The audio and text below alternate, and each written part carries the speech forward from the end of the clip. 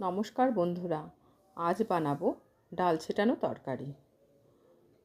এর জন্য প্রথমে কিছু তরকারি আমি এইভাবে কেটে নেব।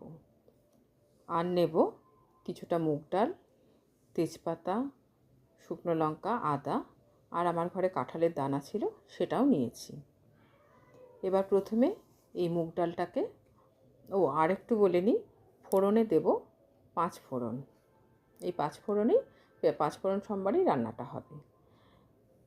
এবার মুগ ডালটাকে একটু সর্ষের তেল দিয়ে মেখে কাঠখোলায় হালকা করে ভেজে নেব।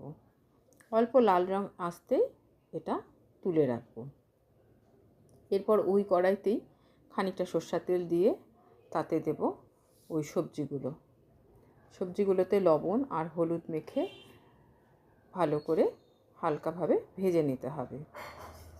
এরপর দেব গরম জল, সবজি সেদ্ধ হওয়ার জন্য। গরম জল দিলে সবজি বা ঝোলের স্বাদ খুব ভালো থাকে।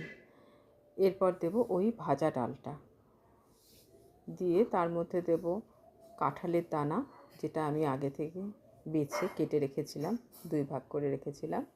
আর দেব কিছু কাঁচা লঙ্কা, এটা একটু চিড়ে বা ফাটিয়ে দিতে হবে। এরপর 10 থেকে 15 মিনিট রান্না করলেই ডাল আর সবজি দুটোই সেদ্ধ হয়ে যাবে। এই সময় একটু আদা বাটা বা আদা গ্রেট করেও দিয়ে দিতে পারো। এরপর অন্য একটা কড়াইয়ে একটু সর্ষের তেল দিয়ে তেজপাতা, শুকনো লঙ্কা আর 5 ফোড়ন সম্বার দেব। দিয়ে তার মধ্যে দেব ওই সবজিটা। এরপর এতে দেব একটু ঘি আর অল্প একটু চিনি।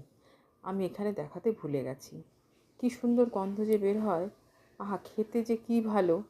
সাদা ভাতের সাথে দারুণ লাগে, রুটির সাথেও খুব ভালো লাগে। ভালো লাগলে সাবস্ক্রাইব করো।